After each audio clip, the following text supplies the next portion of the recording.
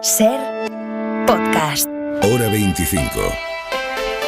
Aimar Bretos.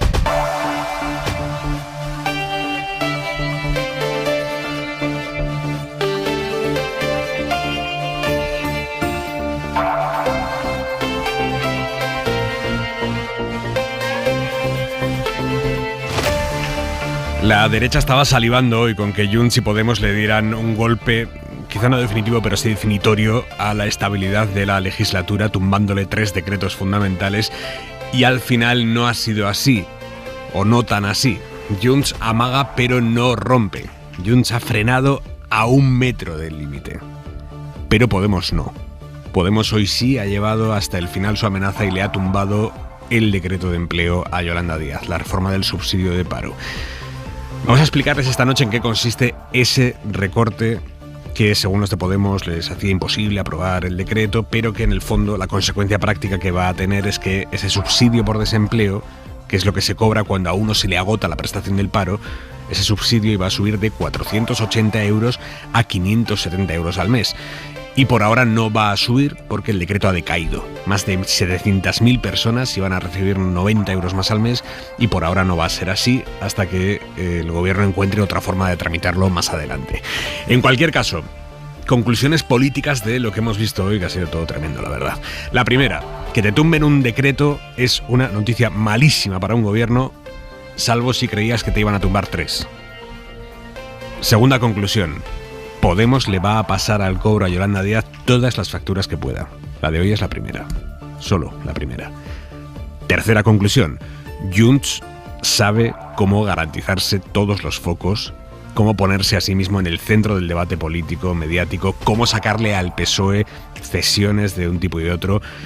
Pero Junts también sabe, y lo de hoy lo deja clarísimo, Junts también sabe dónde está su límite, hasta dónde puede llegar sin romper con el partido que le va a aprobar la ley de amnistía, que es lo que les interesa a Junts, punto. Cuarta conclusión, el proceder de estos son lentejas, yo dispongo en Consejo de Ministros y tú me apruebas el menú completo, esto al gobierno ya no le va a funcionar en esta legislatura. Esto es básicamente lo que se puede concluir de lo que ha sucedido hoy, y luego hay algo que ya no es una conclusión, es un hecho, y es que las votaciones de esta tarde, el debate a nivel nacional, han conseguido relegar en los informativos lo que está pasando en Galicia. ¿Se acuerdan cómo esta mañana, en Hoy por Hoy, la vicepresidenta de la Xunta le decía a Ángels que ellos ya habían activado el nivel de alerta, pero que no le iban a decir al gobierno central los medios estatales que necesitan, no le iban a pasar una lista porque el gobierno central sabría lo que tenía que usar en Galicia? El gobierno español tiene que saber de primera mano qué medios necesitan ellos para rescatar pero son ustedes, consellera, los que están sobre el terreno y que saben lo que es necesario, porque saben de la afectación. Nosotros sabremos de lo que es necesario donde es nuestra competencia compartida con los ayuntamientos. Lo que tiene que saber el gobierno central, porque es su competencia y por lo tanto no puede esquivar esas competencias, es lo que ellos necesitan para que estos sacos, que ojo, no llegó ni un 10% a las costas, no solo a las gallegas, son ellos los que tienen que habilitar el dispositivo. Bueno, pues esta tarde ya sí, la Xunta ha enviado una relación de medios concretos al gobierno central. 11 barcos piden, un avión, 2 helicópteros, un robot submarino y, ojo, pide también la Xunta al gobierno central formación de voluntariado para la búsqueda y retirada del plástico. Así que hace 2 días no se iba a elevar el nivel de alerta al nivel 2, al día siguiente lo hicieron. Esta mañana la Xunta no iba a enviar la relación de los medios que necesita, esta tarde la Xunta ha enviado la relación de los medios que necesita. Es una yenca bastante alucinante, una yenca en cuanto a la gestión de este vertido del plástico. Decíamos a las 8 que no va a pasar a la historia de la gestión lo que está haciendo la Xunta, pero lo que sí va a pasar a las fonotecas es esta frase, este argumento realmente llamativo del conselleiro de la Xunta, Alfonso Villares, conselleiro del Mar, que ha intentado explicar hoy así por qué no es peligroso comer pescado que a su vez haya comido el pez, esas bolitas de plástico. Yo no sé si algún ciudadano come los aparatos digestivos de los pescados. Yo intento apartar el aparato digestivo, pero me refiero que yo creo que son productos que entran, como cualquier persona que comemos a veces accidentalmente algún plástico, y entran por donde entran y salen por donde salen. Entran por donde entran y salen por donde salen. Entran por donde entran y salen por donde salen. El conselleiro de Mar de la Xunta de Galicia. No, pues nada. Ya cagarán los peces o ya cagaremos los humanos los microplásticos que vayamos tragando.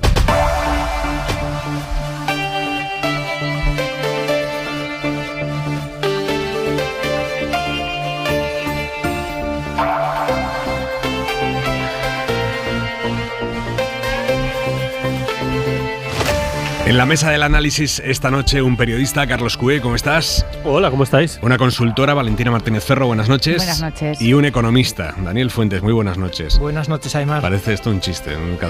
Bueno, ¿Quieres el DLP? Sí. Presidente del gobierno, Pedro Sánchez, esta noche, celebrando que finalmente solo le han tumbado uno de los 3 decretos. Bien está lo que bien acaba. Satisfechos, la legislatura y la democracia pluripartidista en la que estamos tiene estos azares, tenemos que trabajar y mucho. Nosotros somos un gobierno humilde, somos un gobierno muy laborioso, muy trabajador, dialogante, pero con capacidad de acuerdo. Y esto yo creo que es lo importante. Yo lo dije durante las elecciones y lo mantengo a día de hoy. Nosotros vamos a buscar, para revalorizar las pensiones conforme al IPC, votos hasta debajo de las piedras. Había 3 decretos en el alambre. Podían haberle supuesto al gobierno una derrota política de primer nivel, nada más iniciada la legislatura. Y al final resulta que mientras Junts nos decía a todos en público 1 y 1000 veces que iba a votar en contra, pero vamos. Junts votarà en contra dels reials decrets. Des de Junts no els podem acompanyar en aquest error seu. El no de Junts per Catalunya és clar i és nítid. El no de Junts es claro y es nítido. Bueno, mientras nos decían esto en público, resulta que estaban ordeñando la teta de las sesiones hasta 5 minutos antes de que se cerrara el plazo para votar. Y finalmente sí han salvado 2 de los 3 decretos. Bueno, Junts ha permitido que los 3 salieran adelante, lo que pasa es que luego Podemos ha tomado uno de ellos, pero han salvado el decreto, sobre todo el de las medidas económicas, el escudo anticrisis, y salvan también el decreto con medidas sobre la justicia. A cambio consiguen para Cataluña las competencias en inmigración y logran también que se haya eliminado un punto que Junts consideraba que podía retrasar la aplicación de la ley de amnistía cuando se apruebe, que es el mecanismo para paralizar las leyes cuando un juez eleve a Europa una cuestión prejudicial. Guillermo Lerma, buenas noches. ¿Qué tal, Aymar? Buenas noches. El gobierno salva los muebles en un pleno en el que se enfrentaba una derrota parlamentaria triple, pero que ha terminado con el Congreso tumbando solo uno de los 3 decretos que se sometían a votación. Votos sí 172, votos no. Ha sido una jornada agónica que Junts ha querido aprovechar para desmarcarse del resto de socios parlamentarios y dejar claro que puede hacer sufrir al Ejecutivo en cada votación. Crec que tots estem d'acord en que vostès no ho han fet bé. Y cuando se han posat a fer-ho bé, ya era tarde. Hasta el último minuto, los 7 diputados independentistas han amagado con tumbar los 3 textos. Eso ha obligado al Ejecutivo a redoblar la presión en sus discursos. Ustedes, señorías, están aquí para hacer el bien a quienes les votaron y no para perjudicarles con politiquerías que nadie entiende. Y en una negociación que finalmente ha movido a los de Puigdemont del no a la abstención. In extremis hem tancat un acord que, entre d'altres coses, un acuerdo in extremis y que las partes han mantenido en secreto hasta el final del debate. A cambio de la abstención de Junts, el PSOE se compromete, entre otros asuntos, a borrar el artículo de la ley de enjuiciamiento criminal que los independentistas entendían que ponía en riesgo la amnistía, a dejar en el 0% el IVA del aceite, publicar las balanzas fiscales o costear el 100% de las bonificaciones al transporte que hasta ahora sufragaban Gobierno central y comunidades autónomas. Nosotros somos un gobierno humilde, dialogante. No opinan lo mismo el resto de socios parlamentarios, que acusan de soberbia al Ejecutivo y que piden cambiar de una vez por todas la estrategia de negociación. El Gobierno debe entender que no tiene mayoría y que debe dialogar y negociar con seriedad y tiempo suficiente. Y es que a la incertidumbre de toda la jornada se suma una votación telemática atropellada en la que Junts no ha podido participar por problemas técnicos y que se ha tenido que repetir por el empate que ha provocado el error de un diputado de Sumar. Quien sí ha consumado hoy su amenaza ha sido Podemos. Sus 5 diputados han tumbado el decreto de reforma del subsidio de desempleo impulsado por Yolanda Díaz y envían a los negociadores del gobierno un mensaje que es bastante nítido. No solo decae el decreto, sino que decae también ese argumento extendido de Podemos no se puede permitir dejar caer una ley impulsada por el gobierno progresista porque no se puede permitir salir en la foto con la derecha. Bueno, pues es exactamente lo que han hecho hoy. Y el hecho de que lo hayan hecho ya, esa frialdad con la que lo han hecho, pues, digamos que pasa a encarecer automáticamente los votos de los 5 diputados de Podemos para las próximas votaciones, porque han demostrado hoy ya que sí, que pueden dejar caer una ley que salga de este gobierno. Josué Coello, buenas noches.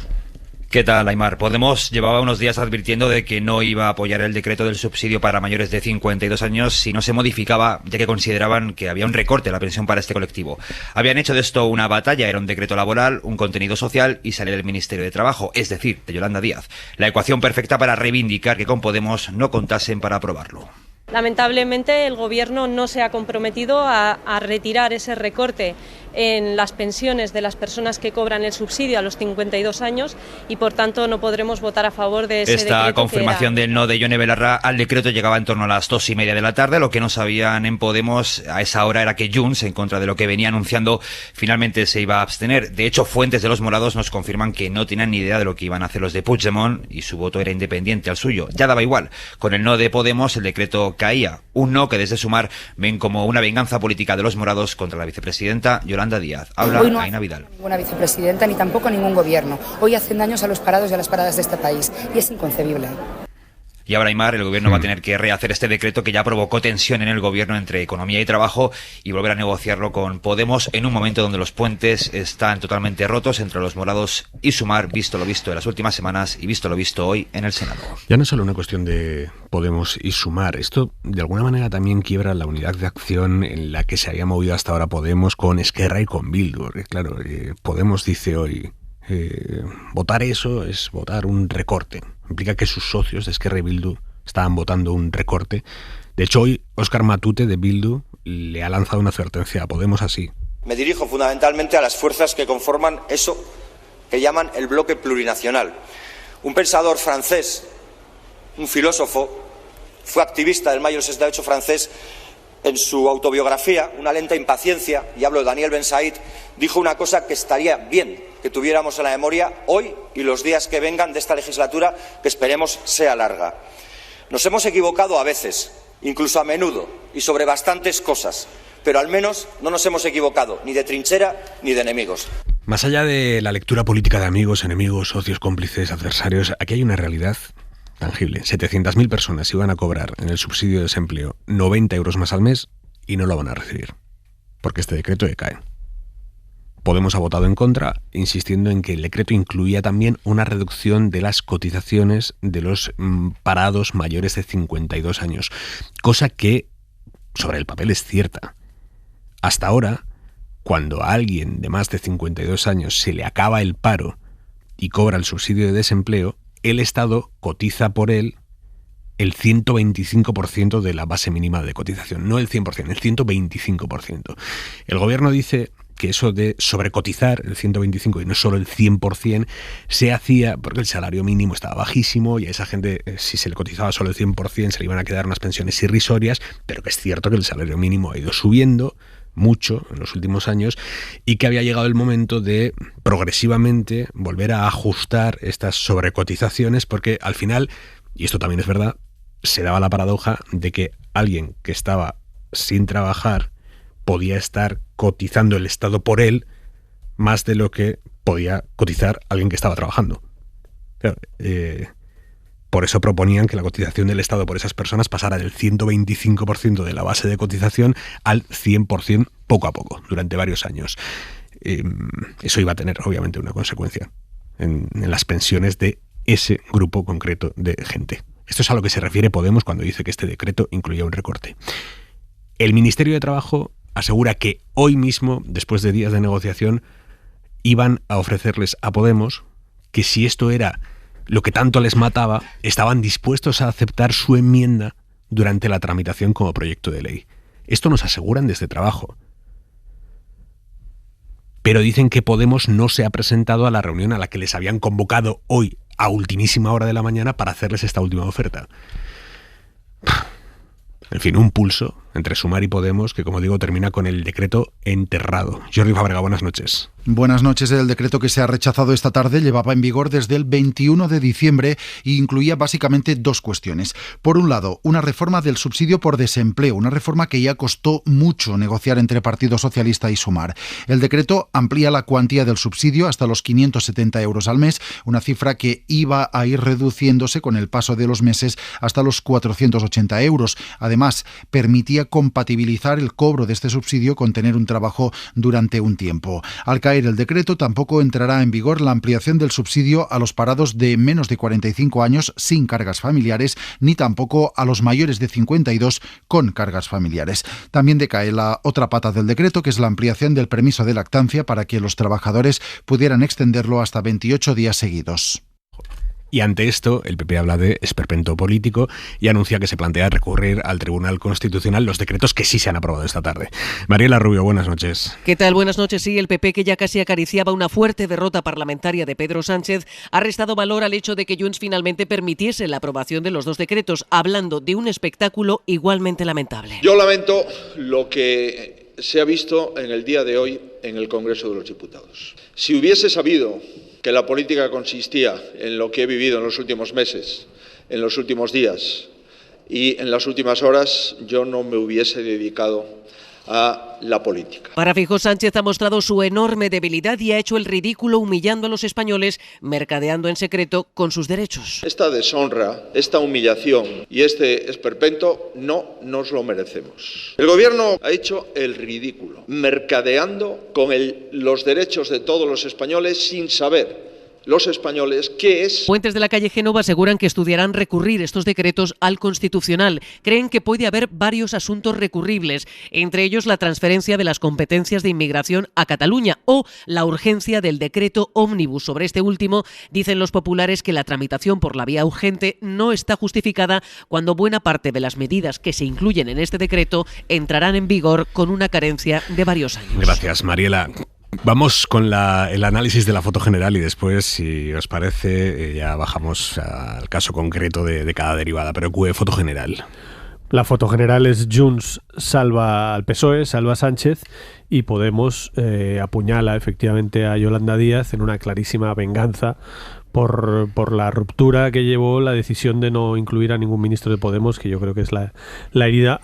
La herida primigenia es no incluir a Irene Montero en las listas, y la segunda y gran herida es no incluir a Irene Montero de nuevo y a nadie de Podemos, aunque hubo un intento de negociación pero que salió mal, y a nadie de Podemos en el gobierno. Yo creo que esa herida está sangrando claramente y Podemos hoy, respirando por esa herida, se ha vengado con este decreto que evidentemente es un golpe para la vicepresidenta, porque era un decreto que era importante para ella, pero como todo en política puede salirle mal a Podemos también, porque Podemos hoy ha asumido un coste muy importante, que es el de votar con el PP y con Vox, que como decías tú antes era algo que hasta ahora todo el mundo decía no se va a animar, y yo creo que incluso más importante es romper una tradición que es votar lo mismo que Esquerra y Bildu, que es un elemento muy importante. El hecho de que Podemos se haya quedado totalmente solo en esa posición y Esquerra y Bildu no solo estén en posición diferente, sino que, como hemos escuchado, el portavoz de Bildu incluso les ha afeado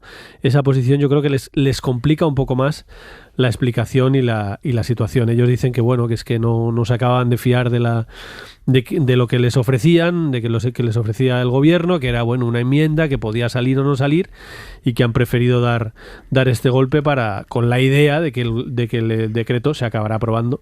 Pues yo creo que ha jugado fuerte Podemos, evidentemente ha demostrado que sus 5 votos pueden romper cualquier mayoría, y tal como está el gobierno eso es decisivo, pero creo que le puede salir mal, y creo que de la venta que Podemos haga en los próximos días y de su capacidad para convencer a su propia gente de que ha hecho lo correcto, cuando las consecuencias inmediatas de sus actos son estas que decimos del subsidio, y sobre todo que no está ya ni con Esquerra ni con Bildu, depende de Podemos que consiga sacar esto, o si no tendrá que darle una vuelta, porque yo creo que va a ser difícil. Pero lo otro que creo que es muy significativo, y que Sánchez, hoy hemos vivido un día en el Congreso, Aymar, de verdad, mira que llevamos unos cuantos días en el Congreso raros. Yo, como el de hoy, he vivido muy pocos, algunos habidos, porque hay que siempre decir nunca, todas estas cosas siempre mentimos, pero ¿quién del gobierno y del PSOE sabía lo que había votado Junts? Porque las votaciones han terminado casi 2 horas antes. A las 3:30. Ahora, justo estábamos preguntando eso ahora en los pasillos a todos, incluido a Junts, incluido a varios miembros del gobierno, y hay respuestas confusas. Yo creo que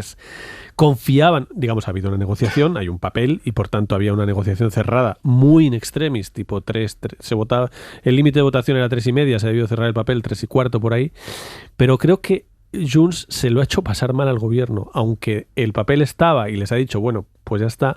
Creo que el gobierno o nos miente muchísimo o no tenían la certeza absoluta de lo que había pasado y lo que iba a pasar hasta más adelante, hasta que han visto que efectivamente Junts no votaba, que yo creo que es una cosa que Junts se ha guardado. O sea, yo creo que Junts, de hecho el comunicado de Junts dice la abstención de Junts, no dice no votar. Creo que la fórmula en la que lo han hecho, que es bastante extraña, digamos las cosas, porque lo normal es abstenerse, de hecho es lo que han hecho luego en la votación ya presencial, la forma en la que lo ha hecho Junts, es muy Puigdemont, es típico los periodistas catalanes que lo siguen, que estaban en el Congreso, que lo siguen hace años, y bueno, esta es de libro, es una de Puigdemont de libro, que es hacer sufrir a todo el mundo hasta el último minuto, no tener la certeza hasta que realmente, porque además hay una cuestión particular, y es que la votación telemática, los letrados son muy celosos de que son los únicos que realmente lo saben, y nos dicen, hay que creerlo o no, pero nos dicen que realmente lo saben los letrados y nadie más hasta que se lo comunican oficialmente. Con lo cual, saben... No creo una palabra de eso. Bueno, es relativo también, a mí me cuesta también creerlo, pero sí que las caras del gobierno eran, de verdad, durante muy buena parte de la tarde, las caras del gobierno eran por lo menos de inseguridad, por lo menos de no lo tenemos claro. De hecho, algunos diputados de Junts, es que ha sido tremendo lo de hoy, algunos diputados de Junts han jugado al despiste con los periodistas. Han dicho que habían votado que no a todo. Un diputado de Junts ha dicho a los periodistas que había votado que no a todo, mintiendo abiertamente, porque no habían votado, y él lo sabía. Varias horas después de eso habían dicho que no habían votado todos. Algunos medios de comunicación catalanes han dicho que Junts había votado que no, con lo cual Junts ha difundido la idea de que había votado que no. Han jugado al despiste todo el día. Ha sido, de hecho, la explicación política del voto que ha hecho Míriam Nogueras era para un no. Era evidente que era para un no. Es, bueno, lo haremos la próxima vez porque esta vez no ha salido bien y tienen que volver a poner el decreto. Quiero decir, han jugado, y esto es muy habitual en Junts, y me temo que va a ser habitual, nos tenemos que acostumbrar en toda la legislatura, porque es muy el estilo de Puigdemont, hasta el último minuto. Sí, la idea, el gobierno creía, había pactado y creía que se iban a abstener, no que no iban a votar, pero creo que había algunas dudas porque con Puigdemont al final no se sabe, con lo cual creo que esto también da lecciones. Yo he hablado hoy con mucha gente del gobierno que decía, bueno, esto no puede ser así cada semana, esto hay que darle una vuelta, esto hay que hablarlo con más calma. También el propio gobierno tiene que hacer autocrítica, por mucho que hoy Sánchez haya salido eufórico, evidentemente tiene que hacer autocrítica al gobierno, porque aunque el resultado sea bueno, la imagen de todo el día no es buena para el gobierno y evidentemente no van a poder estar mandando decretos así y jugándosela cada semana, porque alguna vez no sale, con lo cual van a tener que cambiar la forma de negociar, probablemente usar muchísimo menos los decretos, negociar las cosas con mucho más calma y tener menos sobresaltos de esto. Ahora también el PP, si le damos la vuelta, el PP se ha pasado todo el día, esto, como todo cambia, es que ha sido todo el día subiendo y bajando, y mirabas las caras, bueno, sobre todo hablabas con unos y con otros, y durante toda la mañana y buena parte de la tarde el PP creía que el gobierno hoy no caía, evidentemente, pero se iba a dar un golpe muy serio, y según ha ido girando la tarde y de repente ha visto que una vez más Sánchez, y además ha cometido, creo que un error estratégico de estos de parlamentarismo puro, que es que estos son cosas muy de saber, ¿no? El PP ha hecho una cosa que en principio dices, bueno, pues le ha complicado la vida al gobierno, que es, como tengo que repetir la votación, que esto ha sido ya el estrambote final, sí, que es que encima ha salido el empate porque se ha equivocado uno, o sea, una vez más, se ha equivocado esta vez uno de la mayoría, Pisarello, como dice el PP, ha pensado, bueno, a lo mejor si les obligo a votar a todos personalmente, juego y esto se complica, Junts no vota y al final no sale. Bueno, pues lo que ha conseguido finalmente es que la foto final sea con Junts presente, absteniéndose, no haciendo la triquiñuela de voto telemático, con Sánchez, todo el hemiciclo, por lo menos todo el hemiciclo progresista, aplaudiéndole con una cara de oreja a oreja, a pesar del día que llevaba, porque Sánchez tiene esa gran capacidad de transformar el agobio en victoria, y la imagen final era de un PSOE eufórico y un PP que se iba diciendo que escándalo, pero no había ganado. Con lo cual, esta decisión, que es del PP, de que se vote presencialmente y al final, pues le ha hecho un regalito al PSOE. Valentina Martínez Ferro, ¿cómo lo ves tú? Bueno, yo lo que veo es que también lo que se ha visto hoy es la foto de lo que va a ser la legislatura, lo que sabemos después del 23 de julio, que es la fragilidad. No existe la tal mayoría social progresista que se ha contado hasta aquí, ¿no? Pues hoy ha fallado la coalición, además. O sea, ha fallado la coalición y han fallado los socios. Hay un socio que no es tal, ¿no? Que se va a permitir renegociar esa sociedad con el Partido Socialista en cada una de las votaciones, ¿no? Creo que se ha visto eso, que se ha visto que el Partido Socialista, que Sánchez no ha ganado las elecciones, que lo que sí ganó fue la investidura, pero eso no quiere decir que tenga la gobernabilidad asegurada. Cada una de las votaciones, todas las votaciones, todo el rato. Y votaciones hasta el punto al que nos han llevado hoy, ¿no? Al que ha llevado hoy, que es estar en vilo. Y ahí va el segundo punto y la segunda parte, ¿no? Que es la triste forma de hacer política que también hemos visto hoy. Y es que este esperpento, ¿no? Que es como lo hemos llamado, lo kafkiano, lo raro, es que nada tiene que ver con la política que es hacer el bien para los ciudadanos. Aquí Podemos vota contra Podemos, contra Sumar, que es Podemos, o el hijo de Podemos, o el derivado de Podemos, por venganza. Junts vota contra el PSOE para someterle, o le deja ahí hasta el último minuto para intentar someterle. El PP vota, lógicamente, contra el PSOE por estrategia. ¿Cómo vamos a salvar lo que no nos han pedido que salvemos ni siquiera, ¿no? Y en todo esto, los que pierden, como bien se ha dicho desde el principio, es el bien común. O sea, aquí dónde está el espacio para discutir de verdad qué políticas y qué era lo que el contenido de estos decretos, cuando unos y otros se acusan. Ya lo dijo Nogueras desde el principio, ¿no? Oiga, esto no va de diálogo, ¿eh? Entonces Sánchez vuelve a decir a la salida, somos un gobierno dialogante, claro, pero es que hay una parte del gobierno que no quiere dialogar, una parte de los socios del gobierno que no quiere dialogar, que quiere imponer, que ha entendido que esto es una negociación que además hoy se ha visto claramente que se parece mucho más al chantaje que a la negociación, ¿no?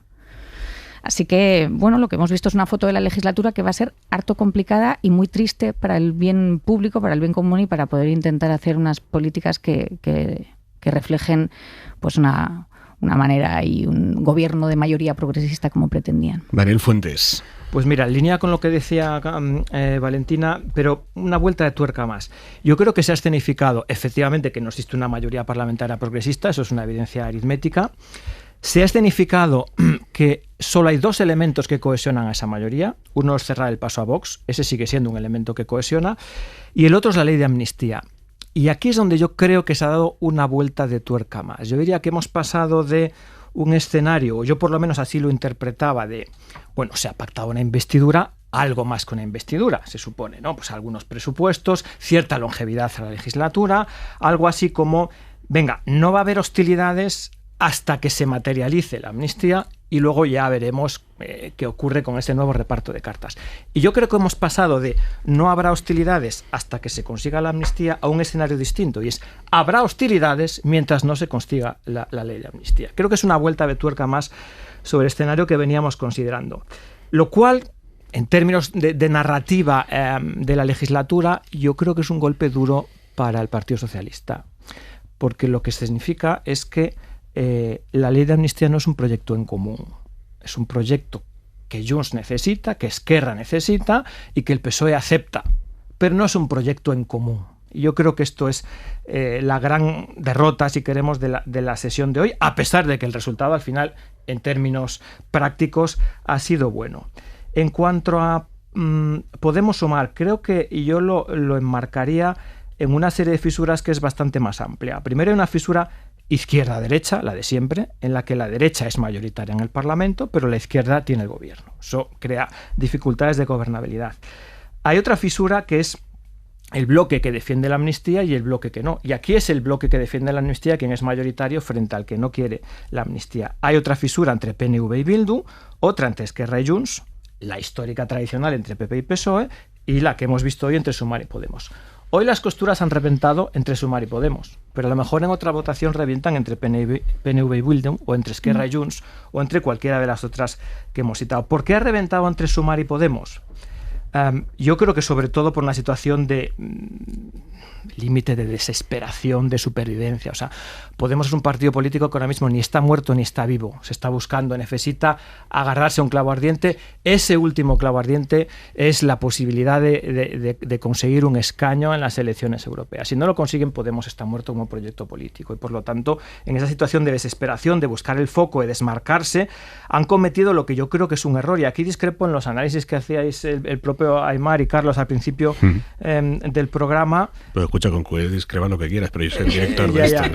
Ya me la juego en mi reentré. Ya sabes, dicho solo conmigo quedabas como un señor. Pero bueno, Y es que yo no estoy seguro que esto sea un precedente que a partir de ahora vamos a volver a ver a Podemos sistemáticamente en esta putura. Es verdad que ha roto ha cruzado esa línea roja que pensábamos. Podemos hoy ha enviado el mensaje de, ojo, yo puedo hacer esto. Yo puedo hacer esto. Y ahora la amenaza es creíble porque ya lo hemos visto.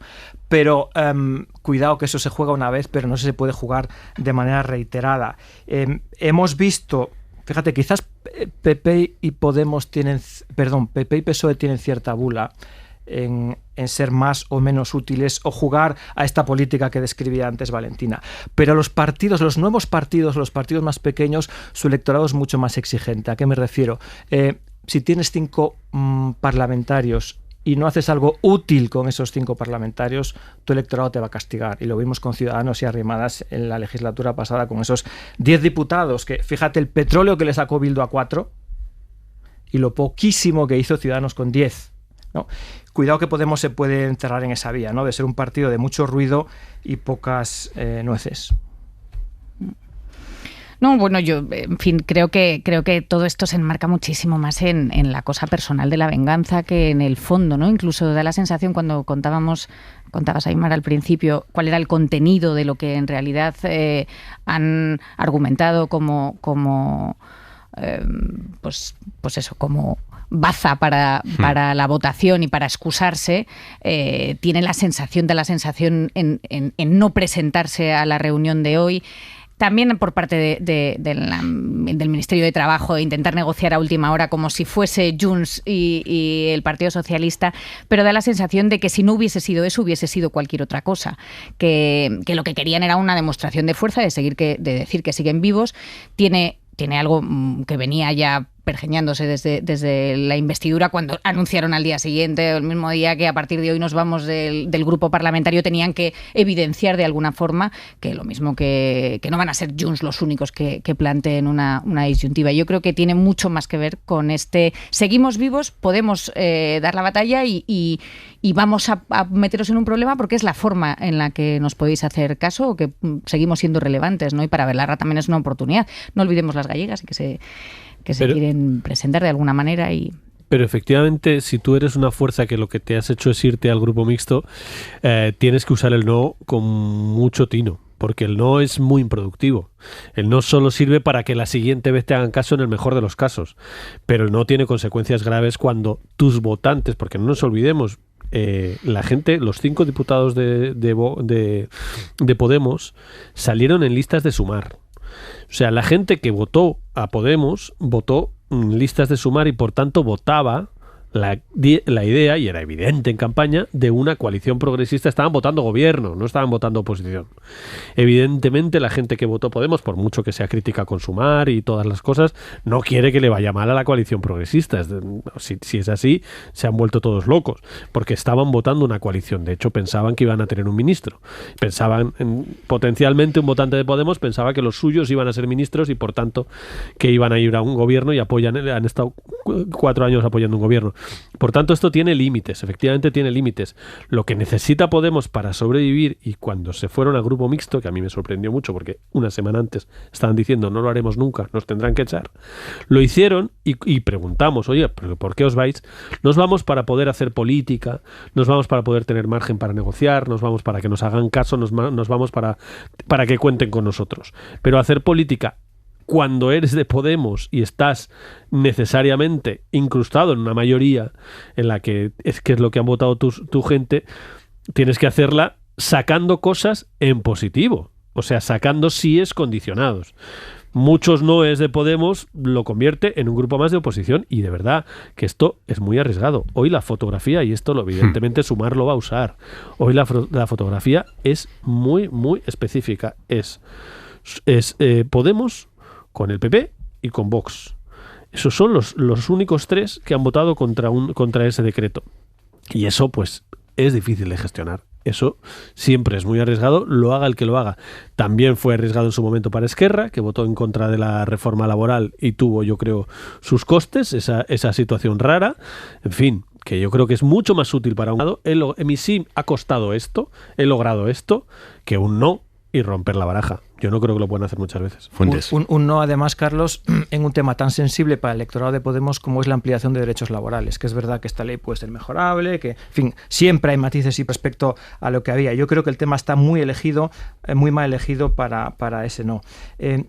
Una variante, un factor nuevo que no hemos comentado, que yo creo que va a dar que hablar en el resto de la legislatura, y es que creo que parte de la discrepancia o probablemente de la confrontación, de no haber medido bien las fuerzas, que yo creo que Podemos no la ha medido, no ha elegido bien no ha elegido bien ni el tema ni el momento, es la debilidad de los respectivos equipos económicos de Sumar y de Podemos, que perdieron en su día una pieza notabilísima como era Nacho Álvarez, que no solo era la pieza económica de esa parte de la coalición, sino que además era un canal de comunicación y de negociación y de moderación con otros socios, básicamente con el Partido Socialista. Ahora mismo en Sumar no hay interlocución en el ámbito técnico económico, y Sumar ha quedado debilitado, sigue teniendo su equipo el derecho de trabajo, pero no. Yo creo que vamos a ver dentro de la dinámica interna del gobierno todavía más episodios que estén relacionados con esta, ahora sí, asimetría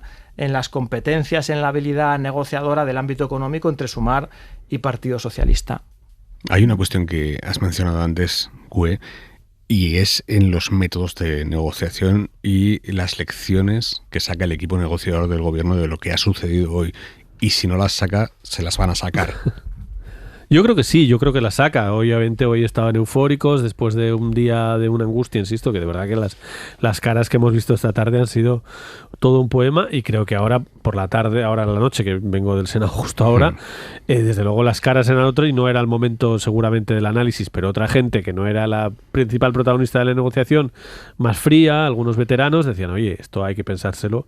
Evidentemente esto no se puede repetir todas las semanas. La forma en la que se ha gobernado, este es un gobierno que ha hecho muchos decretos, muchísimos decretos. Todos los gobiernos hacen muchos decretos, y cuando al gobierno socialista le critican que ha hecho muchos decretos, siempre dice, pero Aznar también los hacía y Rajoy también los hacía. Ya, pero con eso es una cosa para políticos, pero los periodistas y los analistas no tenemos por qué entrar en eso. En España se hacen demasiados decretos, es una evidencia. Este gobierno ha hecho demasiados decretos, ha sacado cosas con decretos que no tenía ninguna necesidad. Evidentemente en pandemia estaba muy justificado, era otra cosa, pero de la pandemia ya hace tiempo, y siguen sacando. Hoy han sacado un decreto larguísimo, el decreto ómnibus, con un montón de cosas que lo decían incluso de algunos diputados de la mayoría, oye, que hay un montón de cosas que se han estado negociando en esta Cámara durante 3 y 4 años, temas de justicia, que no hay por qué sacarlo en un decreto urgente. O sea, esto es así, y esto es un riesgo, y hoy se ha visto que el riesgo ha estado realmente muy cerca. De hecho, uno ha caído por Podemos, pero otros han estado muy cerca de caer. Yo creo que el gobierno va a usar cada vez menos, por la información que tengo, va a usar cada vez menos decretos, si no ninguno.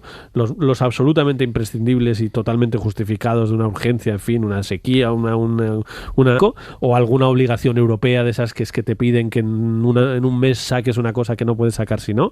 Pero yo creo que vamos a más leyes, porque es que hoy lo que ha quedado clarísimo, y lo han dicho muchos diputados en la tribuna, también de la mayoría, es que las cosas han cambiado. El gobierno no tiene el margen que tenía en la anterior legislatura, en la que a veces funcionó como si tuviera mayoría absoluta, y presionando mucho para que no venga la derecha, le salían las cosas. Yo creo que esto está dejando de funcionar, cada vez la gente está más agotada, y obviamente además tenemos elecciones en el País Vasco, tenemos elecciones en Galicia, tenemos elecciones europeas, y todo el mundo quiere negociar y demostrarle a sus votantes lo que ha sacado. El jefe de los negociadores socialistas es Bolaños. Sí, eso pero eso desde siempre. ¿Y con quién negocia en Junts? ¿Quién es su interlocutor en Junts? Bolaños es el jefe de la negociación, pero con Junts la cosa es muy particular. Porque la cosa con Junts es tan particular que Junts quiere hablar sistemáticamente con Santos Cerdán. De hecho, hay una oposición a Bolaños fuerte, pero luego aquí hay hay mucho intríngulis. Durante la negociación, Junts criticó muchísimo a Bolaños, que era el negociador fundamental con Esquerra, y que le acusaban, los típicos celos entre Junts y Esquerra, que le acusaban de haberle dado a Esquerra cosas que había negociado Junts. En fin, fin, Junts negocia más directamente con Santos Cerdán. Que estuvo en Barcelona la semana pasada. Que estuvo en Barcelona y es el que negocia, ha establecido, además, yo lo conté en una crónica, desde hace muchos meses en una reunión, como siempre, auspiciada por un vasco, por el PNV, en un caserío a las afueras de Bilbao, que es como se hacen las cosas en la política española de toda la vida. Cuando no las queremos hacer en Guipúzcoa. Bueno, sí, ya sabes que yo también soy pro guipuzcoano, pero como la familia. Pero que quiero decir que es verdad que en un caserío en los alrededores de Bilbao, auspiciado por el líder del PNV, una gran comilona en la que se gestó esa relación entre Santos Cerdán y Turull, que es el gran negociador de Junts y es el que siguen hablando Cerdán y Junts y Turull, pero luego Bolaños es el que comanda una cosa como el decreto ómnibus, que es suyo, obviamente comanda qué se puede ceder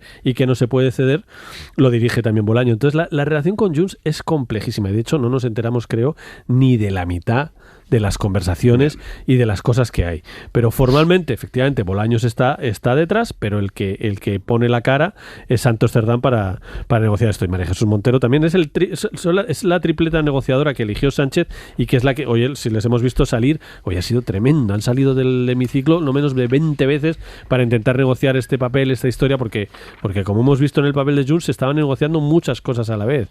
Y eso lo complica todo. Ahora, al final, ya te digo, todos sabemos que Sánchez es un hombre que se centra en el resultado. Decías, pero, Valentina. ¿Estarás de acuerdo, Carlos? O sea, es complicado entender lo mal que ha medido el gobierno y Pedro Sánchez con la experiencia que tiene, no solo de resistencia, sino de capacidad política para convertir, como decías hoy, una derrota en una victoria, para entender de qué iba a ir esta legislatura, ¿no? Si han empezado tan fuerte apostando por estos 3 decretos y sabiendo que la negociación con Junts está así de frágil y que a la vez sea ahora esta especie de semifracaso el que les haga girar y decidir cambiar y negociar. Porque empezamos la legislatura diciendo, esto te lo decían, ¿no? Va a ser una legislatura en la que vamos a sacar 1 o 2 presupuestos, con 2 presupuestos fenomenal, que realmente el Congreso le vamos a dar muy poca importancia, vamos a intentar que no haya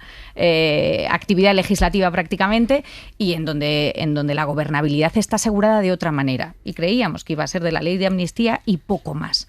Y sin embargo, justamente el primer día de actividad parlamentaria dura en un mes en el que no hay, se plantea un giro total en los 4 años que nos quedan. Sí, lo que pasa es que yo creo que esto, perdón, solo una cosa, que tiene una otra explicación, digo, que es que estos decretos, sean justificables o no, eran como un coche escoba de todo lo que le había quedado. No nos olvidemos que este gobierno ha estado varios meses en funciones, que adelantó unas elecciones en fin, 6 meses antes de lo previsto, que le quedó un montón de cosas y que hay compromisos europeos. Yo creo que han metido otras muchas cosas que no eran compromisos. No, han añadido, vamos, y eso es criticable, lo han criticado mucho. Bien, pero que había muchas cosas y el techo de gastos para sacar los presupuestos. Claro, o sea, por eso, que hay algunas cosas que eran importantes y otras que se han metido de rondón. Y muchas cosas que garantizaban la entrada de los 10.000 millones de euros, otras cosas que era el subsidio que también estaba comprometido con Bruselas. No ha dado en fin, tiempo, otras cosas que el decreto de ayudas que decaía justo el 1 de enero. Quiero decir que había muchas cosas obligadas. Han hecho un paquete y han jugado muy fuerte. Como siempre, juegan fuerte y en el último minuto les sale por lo menos medio bien. Es que pero es que puede ser criticable, pero estratégicamente no es tan absurdo. Si tú sabes que vas a tener todas estas dificultades y que evalúas que no tienes... te la juegas. Pues dices, no, y te sale. No, pero no es el te la juegas y te sales. Es el... mi poder de presión lo tengo al principio de la legislatura, la investidura está muy reciente. Si en algún momento puedo forzar, es ahora. Venga, vamos a meter lo que podamos ahora. Siguiente paso, presupuestos, y con eso tengo el año hecho. Ya. Cierto, hablando de meter cosas que no tienen nada que ver dentro de medidas legislativas disparatadas. Bueno, en Baleares, Vox ha colado una enmienda a la ley de vivienda para que los menores puedan entrar a los toros, que es algo que en esa comunidad está prohibido. Y que había una ansiedad por recuperarlo tremenda. Nos lo han metido en la ley de vivienda. Radio Mallorca, Chus Navarro. La enmienda de Vox recoge que se incluya una nueva disposición adicional en la ley de emergencia habitacional que supone una modificación de la ley balear que regula las corridas de toros en las islas y establece la protección animal en la comunidad. En concreto, Vox pide que se modifique el artículo 12 de la ley, el relativo a la presencia de los menores en los espectáculos taurinos. El artículo que está en vigor en estos momentos lleva por título Menores de edad edad y sensibilización, y dice esto en concreto: se prohíbe a las personas menores de 18 años asistir a las plazas de toros cuando se celebren espectáculos taurinos. Dentro y fuera de la plaza y en un lugar visible se instalará un cartel que advierta de que el espectáculo puede herir la sensibilidad de los espectadores. Bueno, pues la propuesta de modificación que ha presentado Vox elimina la primera parte, la relativa a la prohibición de que los menores asistan a las plazas cuando haya un espectáculo taurino, y propone mantener la segunda parte, la relativa a la instalación de carteles que adviertan de que el espectáculo puede herir la sensibilidad de los espectadores. En el Partido Popular aseguran que se han enterado hoy y que, como todo, lo van a estudiar. Gracias, Chus.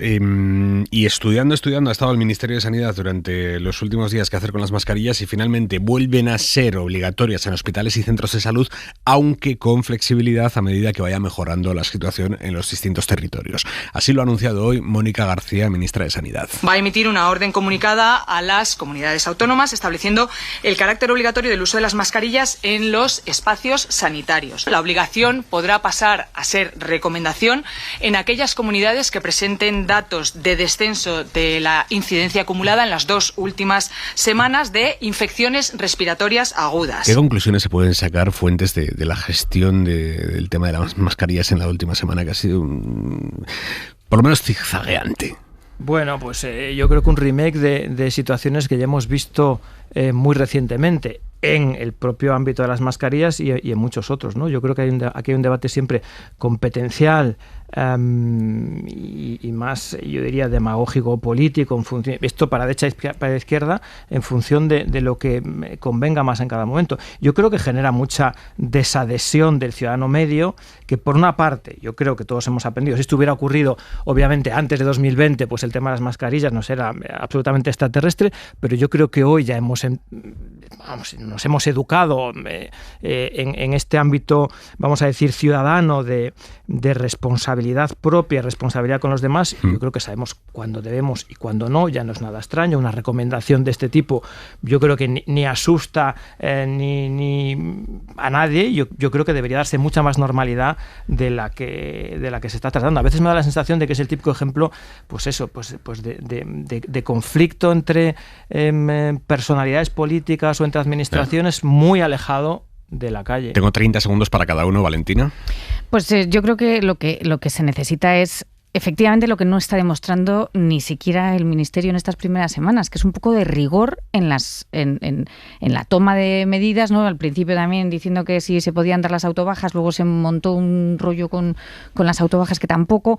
Y en el tema de las mascarillas, a mí me parece que efectivamente, aunque la gente sabe lo que tiene que hacer en cada momento, me parece que montar un problema con la obligatoriedad de las mascarillas es bastante absurdo. Carlos. Bueno, montar un problema y rechazarlo también es bastante absurdo. Quiero decir que el problema se ha montado de unos y de porque otros, muchos lo rechazan. también de las comunidades autónomas. Yo creo que esto se resuelve muy rápido. ¿Habéis ido recientemente a algún centro de salud o algún hospital? En fin, yo he tenido últimamente, por cosas no graves por suerte, pero he tenido que ir varias veces.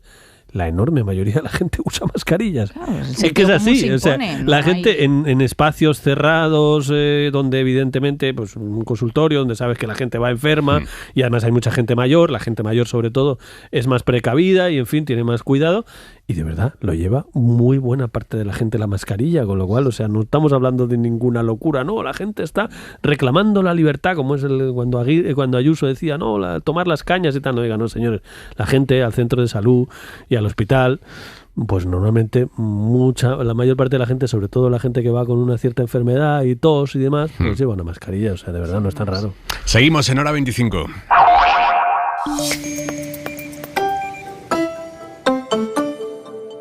¿Tú querrías? Hora 25. Aimar Bretos. Y se incorporan a Hora 25 los oyentes de Carrusel Deportivo. Estamos compartiendo mesa de análisis esta noche con Daniel Fuentes, con Valentina Martínez Ferro, con Carlos Cué. Vamos a volver ahora mismo al análisis, pero antes, la ropa para mañana, hoy un pelín adelantada. Carbo, buenas noches. Buenas noches, podremos quitarnos un poco de ropa de abrigo porque a partir de mañana van a subir las temperaturas. De hecho, dejamos atrás una situación que ha traído muchas nubes.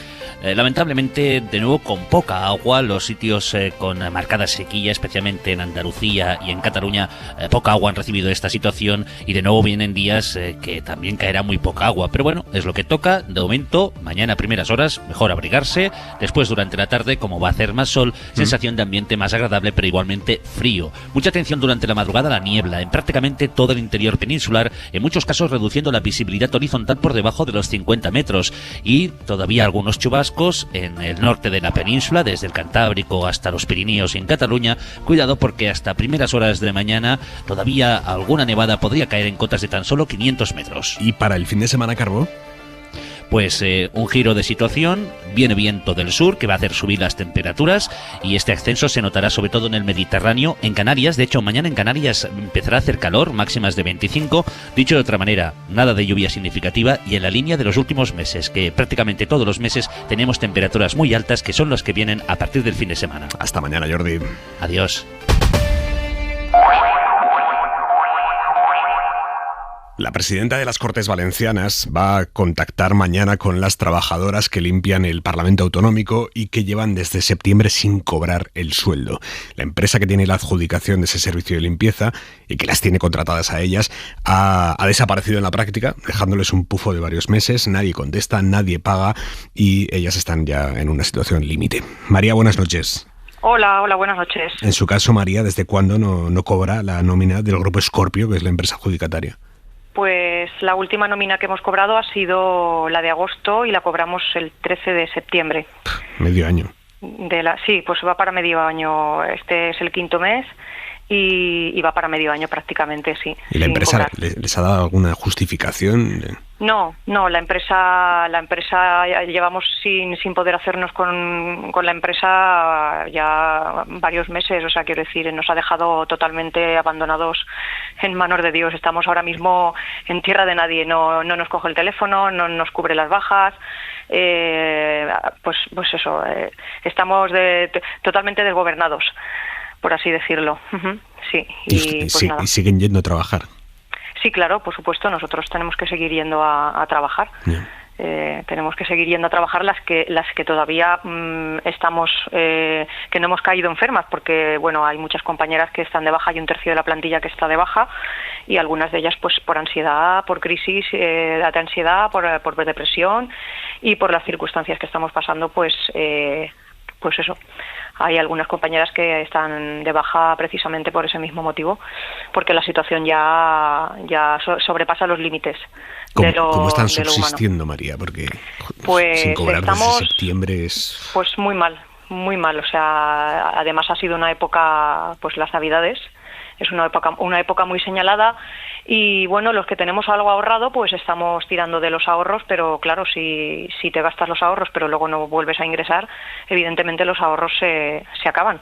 Y luego pues hay compañeras que están teniendo que pedir a familia, y hay el caso de otras compañeras que por desgracia pues te están teniendo que ir a Caritas incluso a pedir para poder comer, porque no tienen otros recursos, y eso es muy triste, la verdad que sí. La verdad que estamos ya desesperados todos.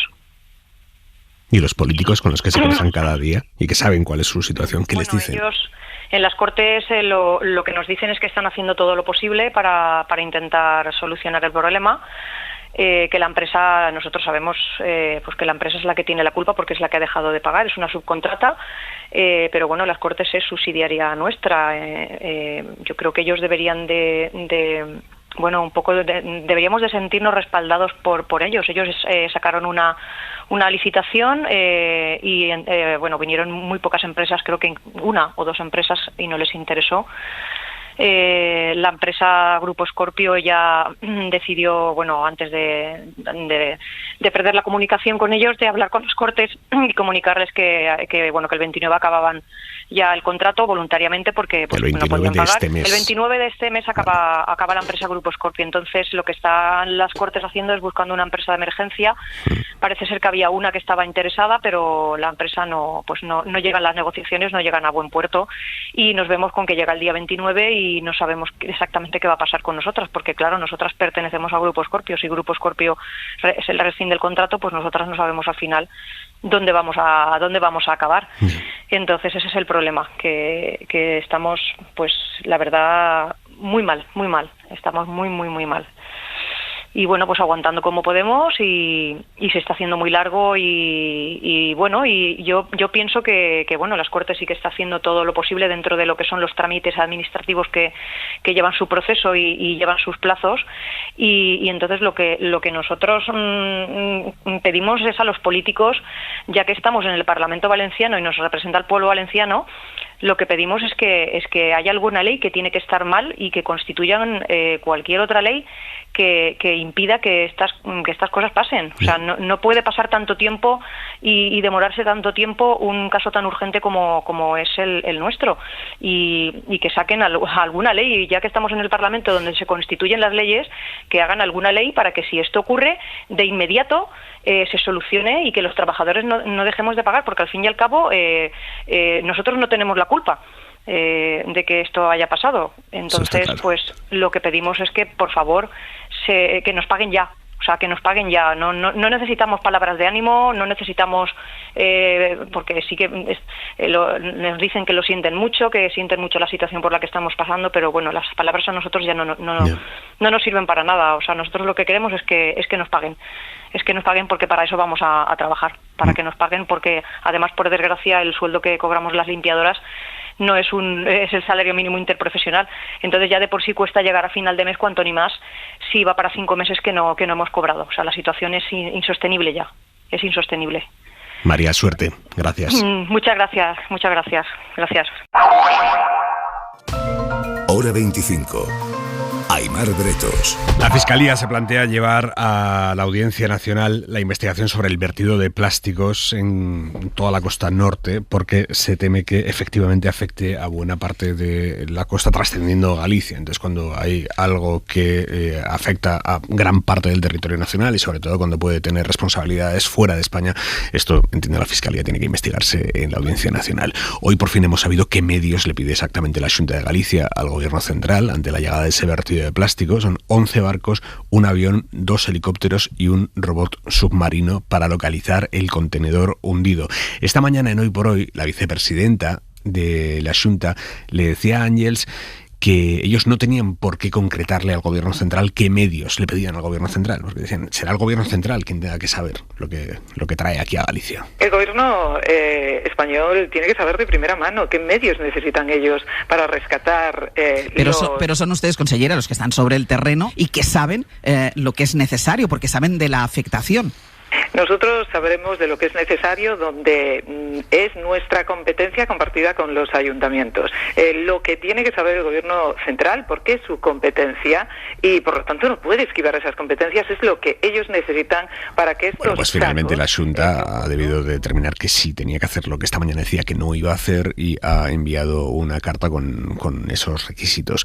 Y mientras se enviaba esa carta con lo que pide al Gobierno central, el consellero de Mar, es una persona que se dedica a esto, es el máximo responsable de esto, hoy ha dejado para las fonotecas unas palabras muy llamativas sobre por qué cree él que no va a perjudicar a la calidad, incluso sanitaria, del pescado el hecho de que haya posibles peces comiéndose esas bolitas.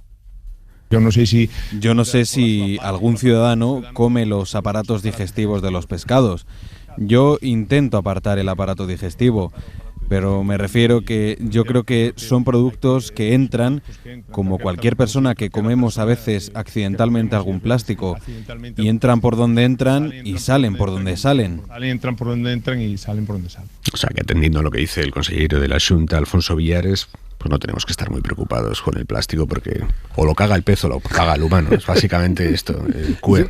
A mí realmente me tienen desconcertado, porque en fin, la Xunta de Galicia es como un sitio, la gran referente de victoria tras victoria del PP, el PP más sólido de España, las mayorías absolutas cuando no hay mayoría, no sé, es como desde el punto de vista de los que nos interesa la política, es como un tótem, ¿no? Y estoy viendo unas debilidades argumentales tremendas, y sobre todo que se ha metido en un agujero a 2 meses de las elecciones de Galicia, mes y medio, en un agujero en que se lo está poniendo facilísimo al gobierno y por tanto al PSOE, para argumentar, oiga señores, es que en Asturias que ha llegado más tarde y ha llegado menos. No tenemos ningún problema competencial. Asturias nos hemos puesto de acuerdo en 5 minutos de que hay que mandarles, que no hay que mandarles. Estamos ayudando ahí a limpiar las playas. Y en Galicia llevan ustedes 15 días ahí discutiendo si nos van a pedir, si lo teníamos que pedir nosotros, si teníamos que ofrecer nosotros antes la ayuda, si se lo habíamos dicho, si no se lo habíamos comunicado. De verdad, incluso, no me dejarás mentir, hay dirigentes del PP que dicen, pero bueno, ¿por qué se está metiendo la Xunta en este pedazo de follón a un mes y medio de las elecciones cuando todo era muy fácil? Valentina ¿Qué es lo que Martínez. solía hacer la Xunta? Es colaboración con el gobierno, o sea, lo contrario de Madrid, y ya está. Valentina. A mí hay una parte en la que me parece que se ha creado una especie de falsa polémica por parte de unos y de otros, porque la polémica ha estado quién había avisado a quién y quién lo sabía antes. Ahora ya tenemos claro que el que fue avisado primero fue el Gobierno de la Nación, y avisado por Portugal. Y luego, a partir de ahí, ¿cuál es la competencia de cada uno? Entonces, la Xunta dice que las playas y el litoral, y que le compete al Gobierno central limpiar el mar, o al menos estar pendiente de poder recoger los sacos en donde todavía esos pellets no están diseminados, sino que todavía están en esos sacos de que son 25 kilos, ¿no? Que eso es lo que sí se puede recoger, porque una vez que esto se rompe ya llega a la playa y ya solamente lo puede recoger en la playa, porque dentro del mar es imposible intentar, por el diámetro que tiene, no existe la tecnología, ¿no?, para hacerlo.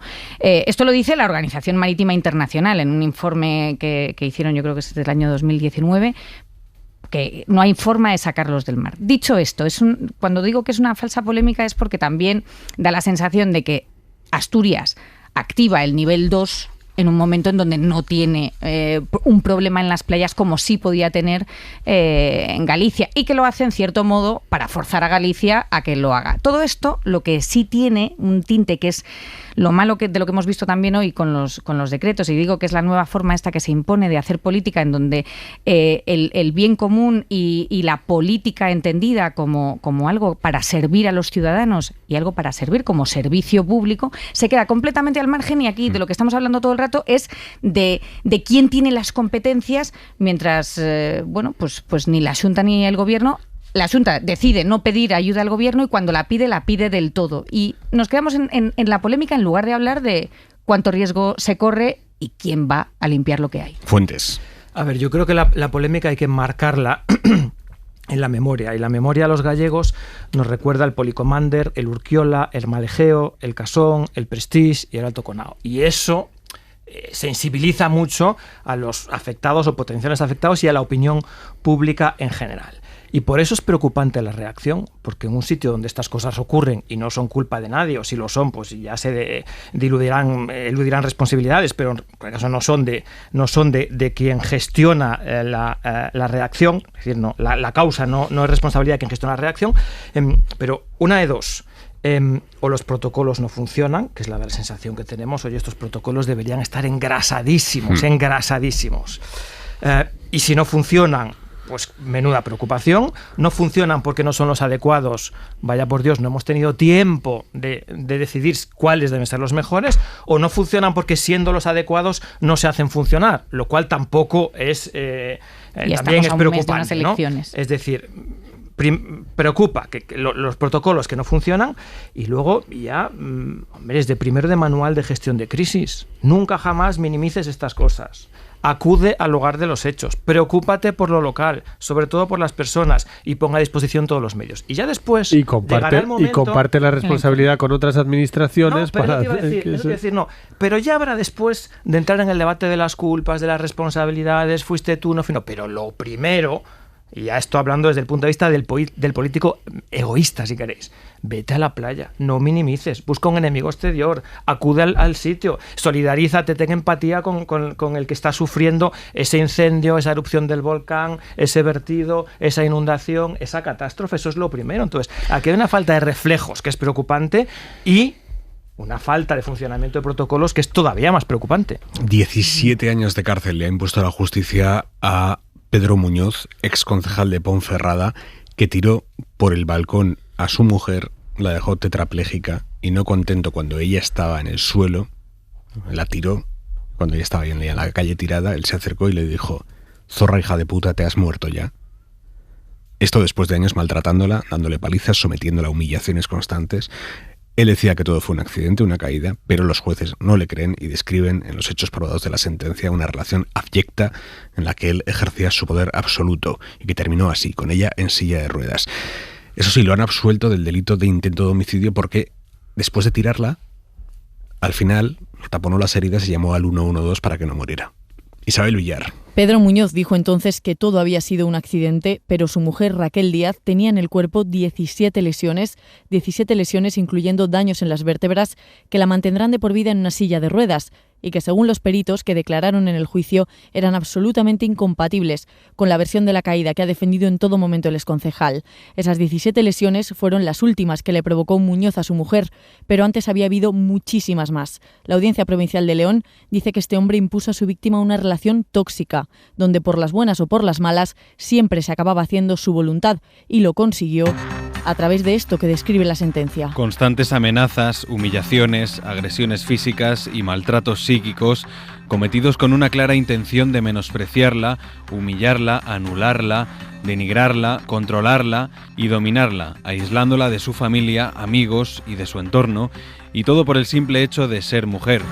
La insultaba constantemente y le decía: en esta relación solo mando yo, y que si lo dejaba, ella nunca podría volver a trabajar como abogada en Ponferrada porque él tenía mucho poder como concejal de coalición por el Bierzo. Además había pasado también por otros partidos como el PSOE o el PP. Incluso le hizo firmar a ella ante notario que nunca había sufrido malos tratos porque ya corrían rumores en Ponferrada y él quería cubrirse así las espaldas. Y al final la tiró por la terraza. Fue en mayo de 2020, habían discutido porque ella estaba haciendo la maleta para irse y él le dijo: ¿qué cojones estás haciendo? ¿No te enteras que solo muerta te puedes librar de mí? Después empezó a darle golpes, la arrastró por las piernas hasta la terraza y la lanzó al vacío. Él bajó a donde ella había caído y le dijo que si no se había muerto ya. Volvió a darle patadas y golpes con un palo, pero a última hora se arrepintió. Dice la sentencia que taponó las heridas de la mujer y llamó a los servicios de emergencia. Por eso los jueces no le condenan, como pedían las acusaciones, por intento de homicidio y también lo absuelven del intento de asesinato porque el ataque no fue por sorpresa. Aunque ese día intentó hacer pasar todo por un accidente, lo detuvieron, estuvo en prisión preventiva y ahora, más de 3 años después, llega la condena. Esto cantaba en una concentración feminista el último día del juicio. Concentración a las puertas de la audiencia, que además le ha concedido a ella una indemnización de 1,5 millones de euros porque ha quedado tetrapléjica, necesitará ayuda para todas las tareas de la vida y además presenta síntomas de maltrato psicológico, sumisión y dependencia, traumatismo mixto ansioso-depresivo. Además arrastra este cuadro de secuelas que ocupa toda una página de la sentencia. Sentimiento de desesperanza e inutilidad, sufrimiento emocional, somatizaciones de obsesión, hipersensibilidad, alteraciones del sueño, desconexión social, desajustes psicológicos. Hora 25. Ecuador ha pasado en unos pocos años de ser uno de los países más seguros de América Latina a tener ahora mismo la mayor crisis de seguridad que se recuerda en su historia reciente. Las pandillas de criminales organizadas, armadas, mantienen ahora mismo a unos 145 rehenes dentro de las cárceles, la mayoría guardias de prisiones. El presidente del país está intentando mantener el pulso como puede. Noboa ha dicho hoy en la radio que va a perseguir a jueces y fiscales que ayudan a los narcos y que va a deportar a 1.500 criminales extranjeros para reducir el número de personas que hay dentro de las cárceles e intentar controlar eso como sea. Prácticamente sí, estamos en un conflicto armado. Le estamos luchando también contra grupos terroristas, que hoy en día son más de 20.000 personas los que los conforman. Es un mensaje de que nosotros no vamos a ceder, es un mensaje. Vamos en directo a Ecuador, allí está el periodista Jefferson Díaz. Jefferson, buenas noches. Buenas noches. Muchas gracias por la invitación. Gracias a ti, Jefferson. Estás en Quito, en la capital. ¿Hay miedo en las calles? ¿Cuál es la situación? Sí, hoy la capital amaneció con una tensa calma después de los eventos que ocurrieron ayer y la noche del lunes. Los colegios, tanto públicos como privados, suspendieron clases. Las empresas públicas y privadas volvieron al teletrabajo y hospitales, escuelas, los recintos políticos, la presidencia, vicepresidencia, Ministerio de la Defensa, Ministerio del Interior, todo amaneció militarizado. El metro de Quito también amaneció militarizado y el transporte público está trabajando en un 30%. las personas no han querido salir a las calles. Hoy es un miércoles, día de semana laboral, y pareciera que fuera un 1 de enero. ¿Qué pasos está siguiendo o va a seguir el gobierno ecuatoriano para frenar esto?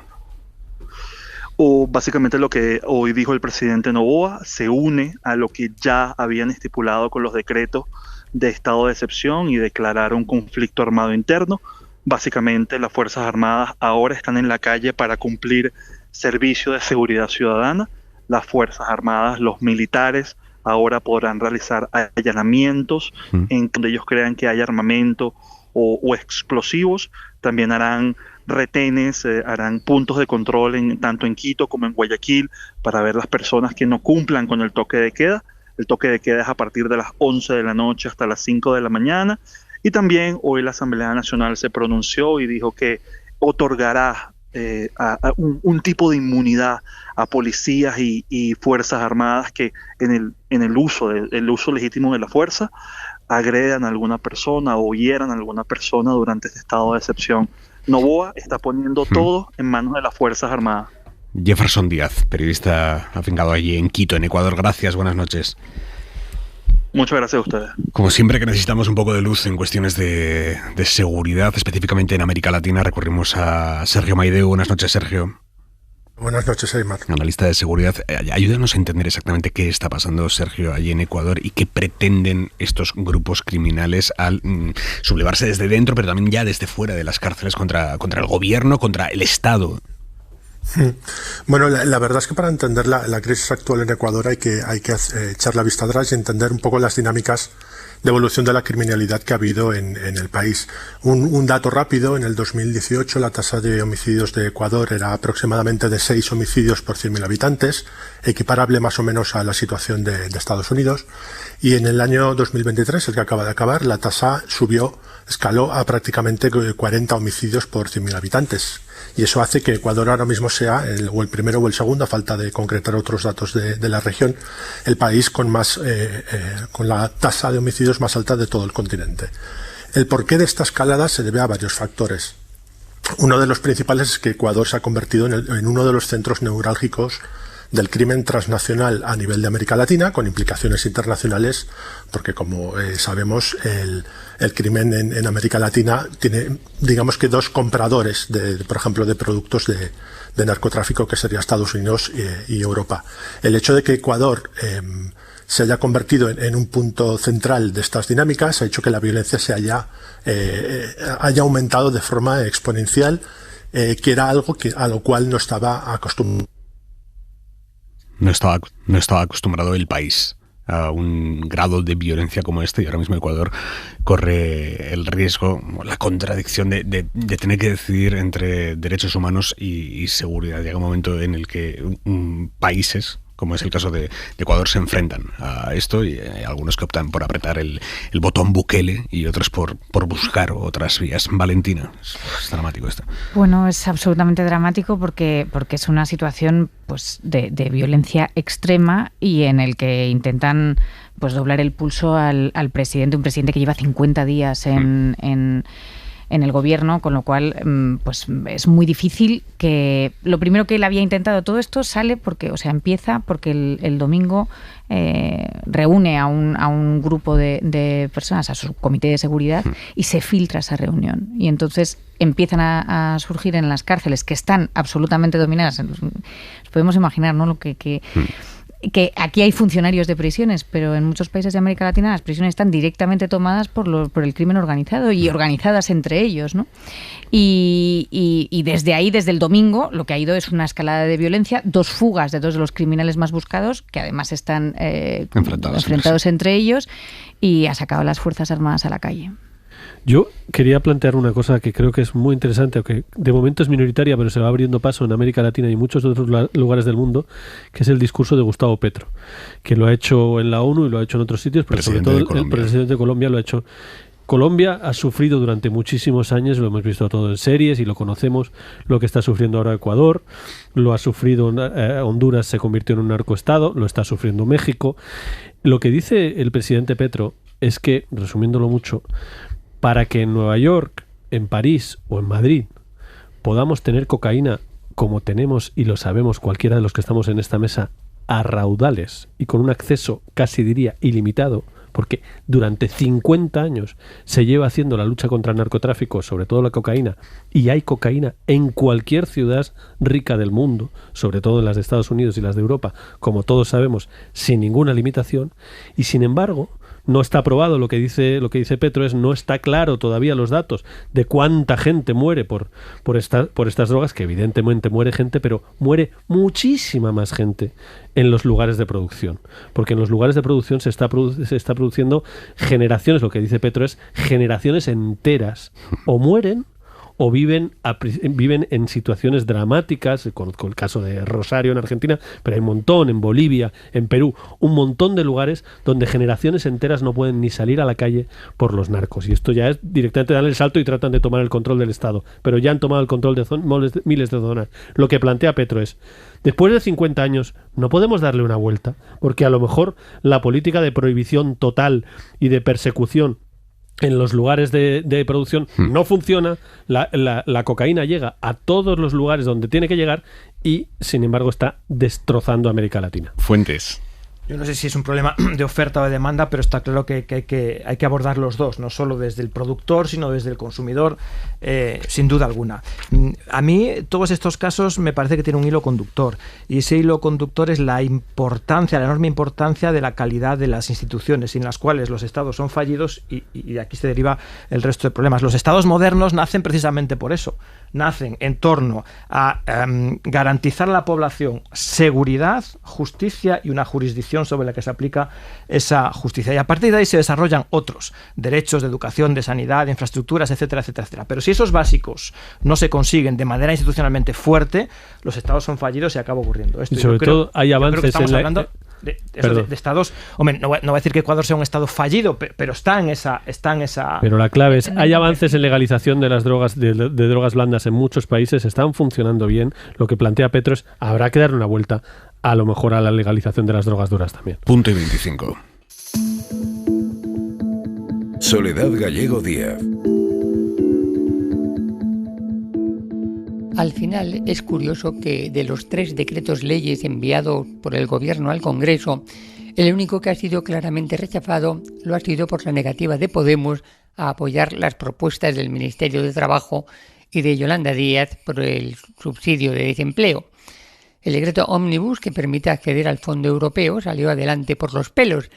Y el tercero, el llamado anticrisis, con la subida de las pensiones, IVA reducido, etc., exigió nuevas votaciones tras el empate inicial. Sea como sea, lo que importa no es solo el resultado de cada votación concreta, sino la imagen de debilidad que ofreció el Gobierno, acogotado hasta el último minuto por sus socios, especialmente Junts, que se paseó por la Cámara tirando de la cuerda que le tiene colocada al cuello. Para ser la primera cita importante del Gobierno en el Parlamento no pudo dejar peor sabor de boca. Mucho tendrá que esforzarse el presidente del Gobierno, Pedro Sánchez, en cambiar esa desagradable impresión de fragilidad. Tal vez sería buena idea dejar de enviar al Parlamento decretos leyes interminables, donde se acumulan propuestas de su padre y de su madre.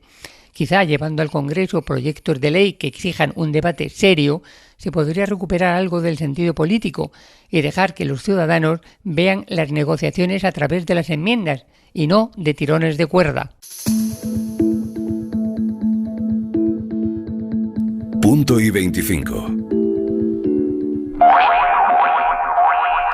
Lo dejamos aquí por hoy. Llega ya Manu Carreño con el larguero aquí a la SER. Daniel Fuentes, Valentina Martínez Ferro, Carlos Cue. Un abrazo, amigos. Buenas noches. Descansen mucho. Hasta mañana. Adiós. Hora 25. Con Aimar Bretos.